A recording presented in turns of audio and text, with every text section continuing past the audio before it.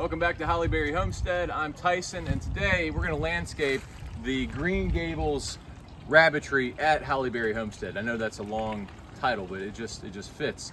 And what I'm going to do today is I'm going to reveal to you the one plant that is absolutely the best foundation plant you can possibly put in the ground. Bar none, no arguments. So that's what we're going to do. Is that it? Yeah. So as you can see, Jeannie has done a fantastic job of painting this building. She's whitewashed it. We've painted all the trim and all that kind of stuff. We still have to paint the gables. But this is why, this is the Green Gables rabbitry at Holly Berry Homestead. And so she has done a fantastic job. And so now we're going to go ahead and landscape it. And so we're going to just lay out what we're going to plant.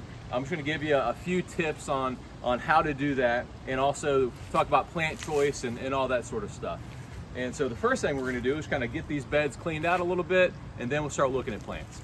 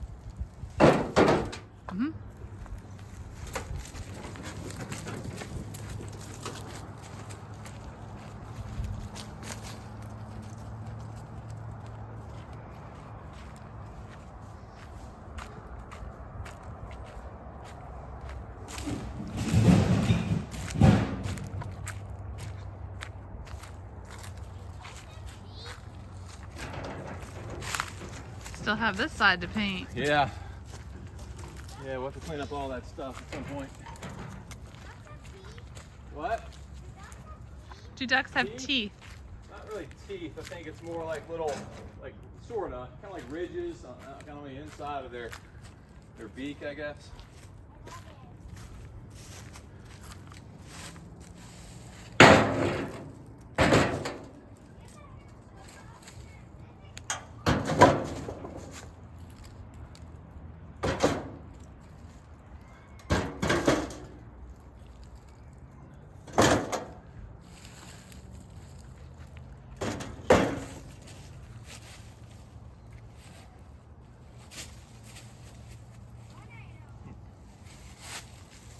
What's that? Oh, looks almost like, looks like it'd be a weight on a scale or something. Of course, that'd be a pretty significant Or an anchor? scale. For a, That's probably, like a small fishing maybe some boat? sort of an anchor. Yeah, looks like something broke off. Anyway, we're gonna save that one. We're gonna, all the artifacts and the things that we dig up as we plant stuff and build stuff, we're gonna keep it, and then we're gonna have a museum one day. And then we're all gonna be rich.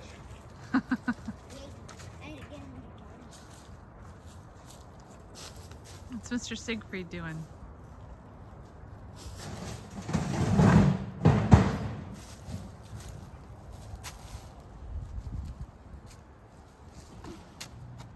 All right, so let's talk a minute about where to place your plants. Now, this is not what I'm planting today. I'm just going to use these as a prop. So when you buy plants, like where do you put them in relation to your house or wherever you're putting them? So I see this a lot. I see folks buy smaller plants, maybe 1 gallon plants, maybe even 3 gallon, which is it's bigger. But when they go to plant them, as foundation plants, what I often see is that they're putting them really close to the foundation itself. And I understand why they do it. It's because if you get a one gallon plant, a lot of times it's only going to be about this big, right? And so that would make sense on a plant that small, but you have to take into account, like, these plants are going to grow and they're going to get bigger. And so if I plant something right here that at maturity is going to be 4 feet wide, well, now I'm going to have this really unbalanced plant, right? I'm going to have like two feet sticking out this way, and then you're going to have to like shave it off, or it's all going to be growing right up against your house. And so look, when you're planting foundation plants, keep in mind how big they're going to be. So what I'm going to be planting today, at maturity, it's going to be about 3 to 4 feet high, but as far as the width goes, it can get to 6 to 8 feet wide, right? It's the best foundation plant there is. It's slow growing and it's compact and it's just fantastic. It's evergreen. So what I'm going to do is I'm not going to plant it right up against this building, even though it's going to be really small. I'm going to kind of bring it out. I'm going to say a solid 3 feet, probably more like 4 feet actually. Because I also have to keep in mind that while I have a gutter up here, sometimes that gets filled up and it just pours water down onto the ground. So I don't necessarily want this right under that gutter. So I'm going to put it about, we'll say about 3.5 feet from the foundation. And that way, at maturity, it's still going to have some room between the plant and the house, or at least it'll grow up kind of right up to it and not right into it. So don't plant your plants too close to your house. That is all. Okay, so with no further ado, what is the greatest foundation plant you could ever put in the ground in front of your house or any other structure? Well, my friends, it is an Autolucan cherry laurel. Now, if you're in zones 6 through 9, it's ideal. If you had a wall that was south-facing wall, you might be able to get away with pushing that a little bit in zone 5. But yes, Autolucan cherry laurel, in my opinion, the absolute best foundation plant. So these are the reasons why. Now this is small and it doesn't look like much, and it's kind of been eaten up a little bit by bugs, but it's also been in this container for probably like a year. So it's time for me to put these things in the ground. However, Autolucans, they will grow to about 3.5, 4 feet tops. They get about 6 to 8 feet wide. Now they are slow growers, so if you're looking something that's going to shoot right up to the size you want it, this may not be the right choice, but you have to think long term. This is a foundation plant. So if you want something that's absolutely super low maintenance, something that's drought resistant, something that's evergreen, something that has nice, large, glossy, dark green leaves, something that blooms in the late spring and will attract, butterflies and bees and things like that. If you want something you barely have to prune, I'm telling you, Autolucan cherry laurel. So many times I've seen people, they have put like skip laurels, or maybe like wax leaf ligustrum or recurved ligustrum. They put that in front of their house and they look fantastic. And again, these nice, dark, shiny leaves. But at maturity, those things get to be like 8, 10, 12 feet tall. And so now you've got to maintain this monster of a plant in front of your house. And now you've got a jungle outside of your front door and your window. And you're attracting lions and tigers and things like that. You don't want that. So I'm telling you, Autolucan cherry laurel. And I'm not selling these things or anything. This is just my experience over the years, landscaping, and then also just, whether it's for customers or myself, this to me is the best foundation plant. Now let's put them in the ground. So the plants are in the ground, the bed is edged out. I've kind of dug it out just a little bit along the edge. That way it's a gradual slope down to the edge. Just something I prefer to do. It's a lot of labor, no doubt, but it looks good when you're done. And just so you can see, even though I've already edged it all out, I'm just using this little shovel. It's really I think it's called a garden spade. I believe that's what it's actually called. I call it an edging shovel. And so basically when I edge, I just shovel down, kick the dirt out. Shovel down, kick the dirt out. Shovel down, kick the dirt out.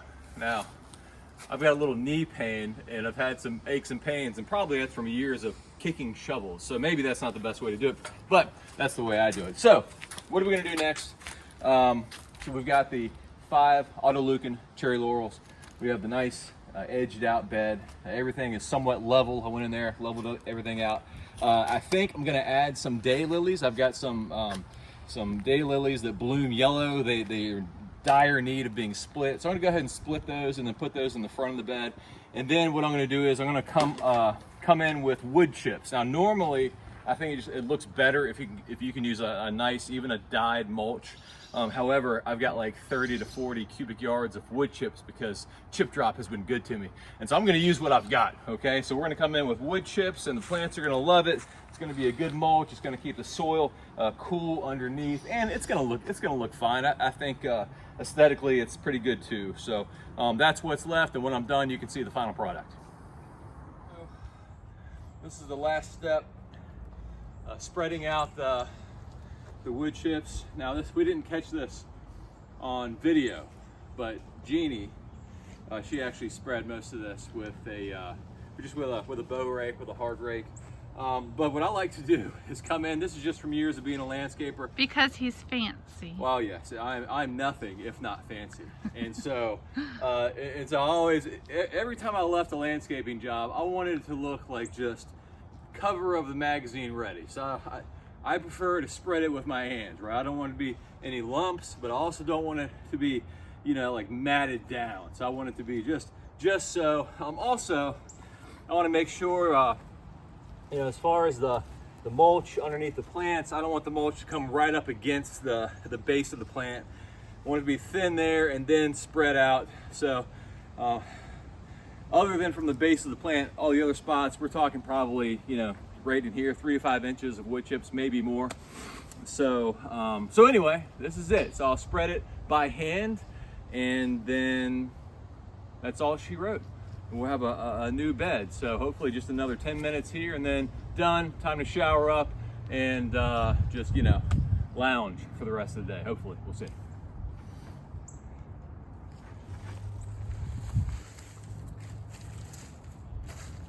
One thing, especially up against the house, as far as foundations go, what I don't like to see is when mulch is spread. So you can tell when it's even or uneven by looking if the ground is level. You can tell if it's uneven or even if a house is made of brick, or even it has vertical siding or whatever.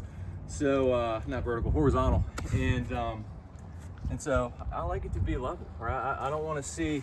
I don't want to see it all kind of lumpy and stuff like that. Again, this is just me. You do your mulch however you want. But if you're a landscaper, make it look good. Make it look good. No doubt, a week from the time you leave the job site, it's not going to look great anymore.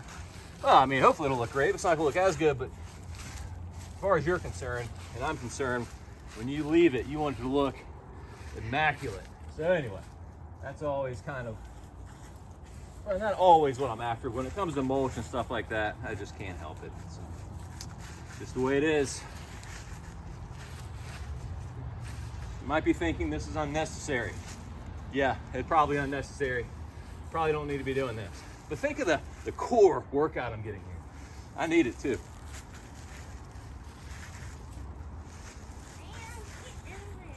Here's something else. Just another tip. When it comes to your edging. Now, ultimately what's going to happen is this edge that we cut is going to catch the mulch. And it's going to catch it, and it's going to be like that.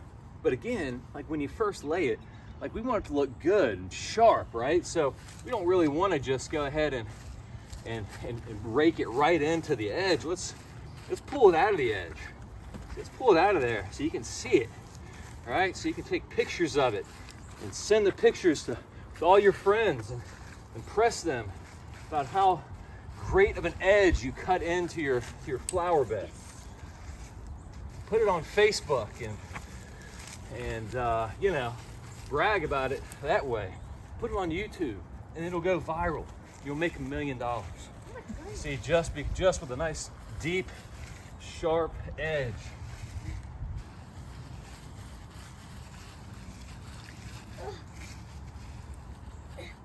What we wound up doing, of course, 5 Autolucan cherry laurels, 3 daylilies. I think Stella Not sure what the rest of that name is, but they bloom yellow. And then also, you can't see them, but I've got a canna lily here and a canna lily down there.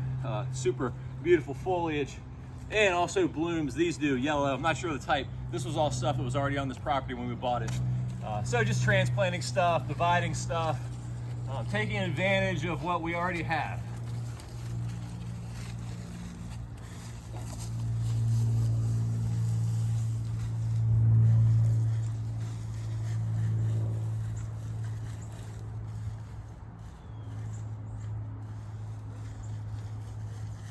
All right, that's probably good.